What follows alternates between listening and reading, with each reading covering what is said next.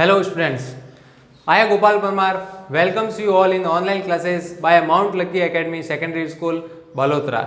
I am going to teach you science. For 10th class, according to board, for main natural resources, weightage is 10 to 15 marks. According to board, in previous year question 12 से 15 marks का इसमें से questions बना था. So according to weightage and our syllabus main natural resources is basic topic. So we are going to start main natural resources. What we have in it? Main natural resources. First define our chapter heading main natural resources. What is natural? Natural is प्राकृतिक. जो भी अपने surroundings में, environment में naturally जो है, जिसमें man made का कोई हाथ नहीं है, मानवता से कुछ भी निर्मित ना हुआ हो, वो या कोई प्राकृतिक ही हो, जैसे माउंटेन हो गया, रिवर हो गया, सॉइल हो गई, प्लांट्स हो गई, इसमें मैंस का कोई रोल नहीं है, तो वो हो गया नेचुरल. नेचुरल वर्ड का मतलब हो गया ये. फिर आता है अपने पास resources. Resources is the what we use directly और इनडायरेक्टली. जो भी हम डायरेक्टली और इनडायरेक्टली यूज करते हैं वो होते हैं रिसोर्सेज. रिसोर्सेज को कहते हैं अपन संसाधन, जो अपने पास संसाधन है. जैसे I am teaching you, what I have resources. I have black this white board, this marker. तो ये रिसोर्स हो गया मेरे पढ़ाने के लिए. वैसे ही आप स्टूडेंट्स हो तो आपके पास क्या रिसोर्सेज है पढ़ने के लिए? बुक्स हो गई, लिखने के लिए नोटबुक्स हो गया, पेन हो गया, तो ये सब रिसोर्सेज है. व्हाट वी यूज डायरेक्टली और indirectly is resources. Main natural resources. So in this totally we have natural resources. We will study about the natural resources in this earth. What we have naturally, which we are using directly or indirectly, is natural resources. So for components, if we are talk about components, we have two components. One is biotic and another is abiotic. What are the biotic components? Biotic components we will define as the living organism. Simply we will define biotic as a living organism and abiotic as a non living organism. Biotic जो होते हैं उस जो living organism होते हैं, जैसे plants हो गए, एनिमल हो गया, फंगी हो गई, ये सब लिविंग ऑर्गेनिज्म है. ये सब अपने सराउंडिंग्स में है. बायोटिक. अबायोटिक में नॉन लिविंग ऑर्गेनिज्म, जैसे सॉइल हो गया, वाटर हो गया, एयर हो गया, ये सब नॉन लिविंग ऑर्गेनिज्म. जो बायोटिक आ गया अपने पास plant, animal and fungi. Abiotic आ गया soil, water and air. These are the components, biotic and abiotic. Next, why we are studying this main natural resources. हम ये क्यों पढ़ रहे हैं? Recent year agos we have many more resources. There is no limitization on the resources, but due to rapid growth in the populations it occur imbalance in the natures. बहुत ज़्यादा जनसंख्या विस्फोटक होने के कारण जो नेचुरल है रिसोर्सेज है उसमें इम्बैलेंस हो गया. कहीं कुछ ज़्यादा हो गया तो कहीं कुछ कम हो गया. जैसे बारिश की ही बात करें तो पहले तो सीजनल सब रेगुलरली चलते थे, लेकिन अब क्या हो रहा है, कहीं भी मानसून पहले आ जा रहा है, कहीं लेट आ जा रहा है, कहीं ज़्यादा बारिश हो रही है तो कहीं कम हो रही है. ऐसे इम्बैलेंस हो गया है, ऊपर नीचे हो गया है. तो ये इसका कारण क्या है? रैपिड ग्रोथ इन पॉपुलेशन और excessive use of natural resources. Excessive use of natural resources. जैसे अपन ही ले लेते हैं, कुछ रिसोर्स तो अपन बहुत ज़्यादा यूज़ कर लेते हैं, कुछ कम यूज़ कर लेते हैं. जैसे मैं ही बात करूँ अपने मार्कर की, मेरे पास जैसे ये दो मार्कर है, ब्लैक है और रेड है, ये दोनों एज ए रिसोर्स है मेरे. तो अगर मैं ब्लैक मार्कर ही यूज़ करता जाऊँगा तो ऑब्वियसली बात है इसकी इंक कम हो जाएगी, तो ये रिसोर्स मेरे पास कम पड़ जाएगा. और ये मैं यूज़ नहीं कर रहा हूँ तो ये रिसोर्स मेरे पास एज इट इज़ रहा, क्योंकि ये मैंने यूज़ ही नहीं किया. उसी तरह नेचर में भी यही है. जैसे कोयला होता है, ऑयल होता है, अपन ऑयल ज़्यादा यूज़ कर लेते हैं एज ए फ्यूल तो ऑयल कम हो जाता है, कोल को अपन ना यूज़ में लेते हैं एज ए फ्यूल तो कोल एज इट इज रह जाता है। उसी तरह दो कारण है अपने पास, एक तो है rapid growth in population and second one is the excessive use of natural resources. So imbalance in the nature is one of the factor of the depletion of natural resources. Then natural resources I have already defined resources as the which we use directly or indirectly, and whole word natural resources are defined the things which available in the nature which we use directly or indirectly is called natural resources. ये define आपको clear हो गई, और जो chapter की main heading है उसका भी मीनिंग मैंने आपको बता दिया। सबसे पहले अपन जो भी पढ़ते हैं तो उसका मीनिंग अपन को पता होना जरूरी है, और फिर अपन पता करते हैं रीजन कि why we are studying this chapter, हमको इसको पढ़ने की जरूरत क्यों रही। इसके कंपोनेंट्स हो गए बायोटिक और अबायोटिक, इसके फैक्टर्स बता दिए मैंने। इम्बैलेंस नेचर जो होता है, रैपिड ग्रोथ इन पॉपुलेशन है, excessive use of natural resources है। मार्कर का एग्जांपल देके मैंने आपको अभी बताया, अगर एक रिसोर्सेज में ज़्यादा यूज करूंगा तो ऑब्वियसली बात है वो डिप्लेट होता जाएगा, और second one as it is रहेगा। फिर अपने जो एंसिस्टर्स थे, पूर्वज थे, उनकी थ्योरी और अपनी थ्योरी में काफ़ी चेंजेस आ रहे हैं।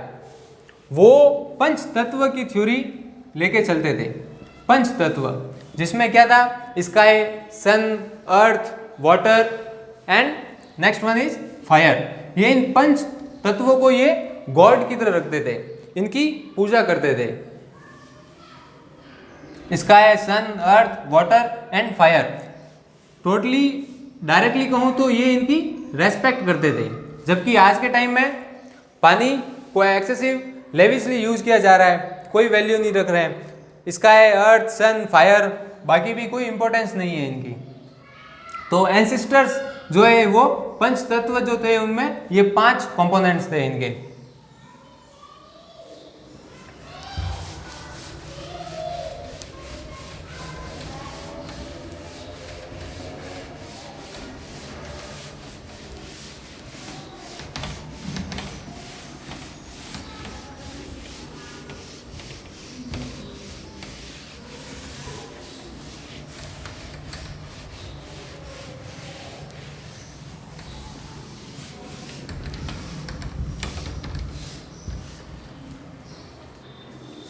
नेक्स्ट जो है अपने वो है types of natural resources. Natural resources के बारे में अपन ने पढ़ लिया। Resources as the things which we use directly और indirectly, and natural is the everything which we are surrounded and made up by natures is natural resources. Both can combine the things we have available naturally. This is natural resources. Now we are studying types of natural resources. What are the types of natural resources? अब things तो है अपने पास, लेकिन उनके categorisation करेंगे अपन के कौन कौन सी कैटेगरी में कौन कौन से रिसोर्सेज डेवलप होंगे।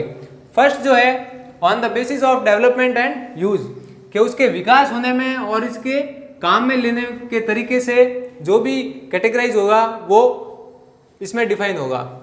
पहला आता है अपना एक्चुअल रिसोर्सेज और पॉसिबल रिसोर्सेज। एक्चुअल रिसोर्सेज को अपन डिफाइन करेंगे कि that we know the exact quantity of that resources are fall under the actual resources. जो जिनका अपन को पता है कि ये इतनी क्वांटिटी में है अपने पास और इतने टाइम तक ये चलेंगे, तो वो तो आ जाएगा एक्चुअल रिसोर्सेज, जिसका अपन को कुछ पता है। और सेकंड आ जाएगा possible resources. Possible resources, here word possible is define कि ये पॉसिबली हो सकता है, तो वो इसके अंडर में आ जाएंगे। Possible resources are the which we can only guess, not found exactly. Actual resources and possible resources. Actual resources में क्या आएगा, जैसे कोल है, ऑयल है। कोल, ऑयल अपन को पता है कि कितना है अपने पास और कितनी लिमिट में है और कब तक चलेगा। अपन कब तक चलेगा को कैसे फाइंड करेंगे कि रेट फाइंड करेंगे कि अगर पर डे में इतना यूज हो रहा है तो अपने पास टोटल जितना है वो कितने दिन चलेगा। Actual resources are the resources which we know exactly, and possible resources are we can only guess, like windmill और सोलर एनर्जी, जैसे अब सोलर पैनल वगैरह लगाते हैं तो कभी सनलाइट आ गई, कभी नहीं आई, कभी जो एटमॉस्फेयर है वो क्लाउडी रह गया, तो उसमें से एनर्जी जो डेवलप होगी वो तो उतनी नहीं हो पाएगी जितनी कल हुई थी या कल होगी। वैसे ही विंड मिल है, आज हवा चल रही है कल नहीं चलेगी, तो उसी के अकॉर्डिंग एनर्जी डिफाइन नहीं हो पा रही है, तो वो आएगा पॉसिबल रिसोर्सेज में, एक्चुअल रिसोर्सेज और पॉसिबल रिसोर्सेज। एक्चुअल रिसोर्सेज में आ गया जो अपन को एग्जैक्ट क्वांटिटी उनकी पता है, पॉसिबल रिसोर्सेज में अपन सिर्फ एक अनुमान लगा सकते हैं कि that we have only that much of quantity, actual and. और फिर सेकंड आता है अपने पास टाइप में on the basis of origin, biotic और abiotic. Origin, biotic and abiotic. Biotic are the living organism, abiotic are the non living organism. Biotic आज the animal हो गया, प्लांट हो गया, फंगी हो गया, एल्गी हो गया, ये सब आ गया बायोटिक में। अबायोटिक में क्या आ जाएगा, एयर आ गया, वाटर आ गया, लाइट आ गया, ये सब अबायोटिक जो कि नॉन लिविंग ऑर्गेनिज्म है। फिर थर्ड आता है अपने on the basis of storage and distribution. Storage और डिस्ट्रीब्यूशन के बेसिस पे अपन इसको नेचुरल रिसोर्सेज को डिफाइन करेंगे, क्लासिफाई करेंगे। ये यूनिवर्सल और लोकल रिसोर्स, स्टोरेज और डिस्ट्रीब्यूशन के हिसाब से दो कैटेगराइज होती है, एक तो यूनिवर्सल होती है और एक लोकल रिसोर्स होती है। यूनिवर्सल मीन्स जो यूनिवर्सल है, मतलब कोई लिमिट नहीं है, कुछ भी नहीं है। जैसे एग्जांपल देता हूं मैं आपको, एयर यूनिवर्सल है, एबंडेंट में फैला है। स्टोरेज एंड डिस्ट्रीब्यूशन, स्टोरेज में universal and local resources. Local resources की बात करें अपन तो उसमें क्या, जैसे मिनरल्स हो गया, तो मिनरल्स में अपने पास कॉपर हो गया, आयरन हो गया, तो वो सब किस में कैटेगराइज होगा, लोकल रिसोर्सेज में। तो अपना थर्ड क्या था, स्टोरेज एंड डिस्ट्रीब्यूशन, जिसमें यूनिवर्सल और लोकल रिसोर्सेज। यूनिवर्सल में एयर आ गया अपने पास और लोकल रिसोर्सेज में कॉपर है, आयरन है, ये सब आ गया। फिर अपने पास आते हैं रिसोर्सेज में रिन्यूएबल रिसोर्सेज और non renewable resources. Renewable resources are the resources which can be replenished easily, जो रिप्लेनिश्ड वापिस डेवलप हो सकते हैं इजीली और ज्यादा रेट में, तो वो रिन्यूएबल रिसोर्सेज हो गए। ऐसे रिसोर्सेज जो वापिस रिन्यू हो सके। रिन्यू का मतलब ही अपन को पता है, जैसे रिफिल, जैसे ये मार्कर है, इसकी जो इंक है एक बार एम्प्टी होने के बाद वापस इसको फिल कर सकते हैं, तो ये हो गई रिन्यू, रिफिल, रिन्यूएबल रिसोर्सेज। जैसे एग्जांपल लेते हैं अपन पानी का।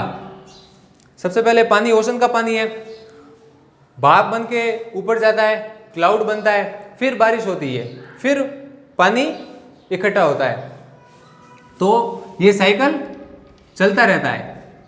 पानी भाप बन के ऊपर गया, क्लाउड बना, वापिस रेन हुई, रेन से वापस पानी उसी फॉर्म में नीचे आया, तो ये हो गया एक renewable resources. But in the recent years we seen that water is not replenished at the rate which occur earlier.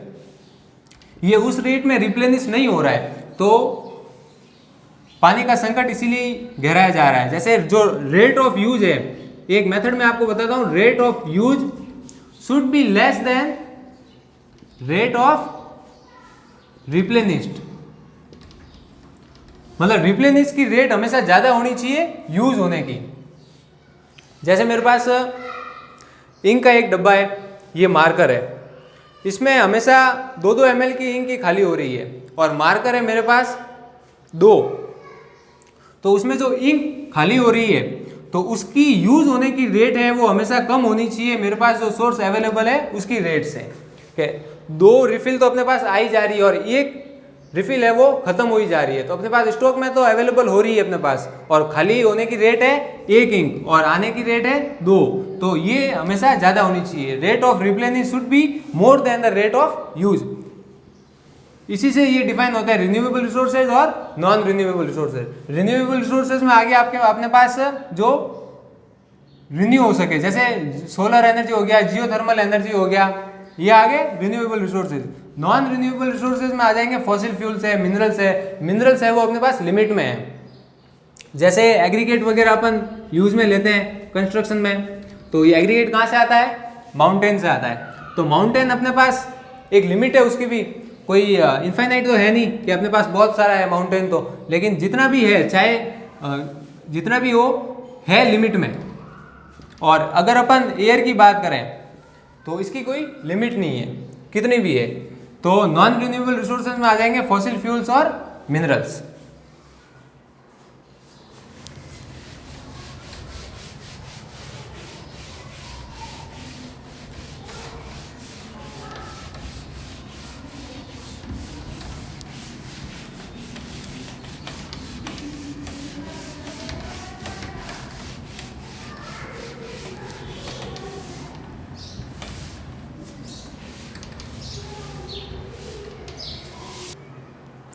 Now we study management of these natural resources.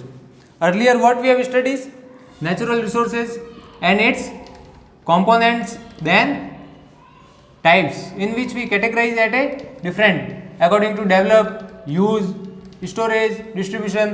इसके अकॉर्डिंग हमने इसको क्लासीफाई किया था।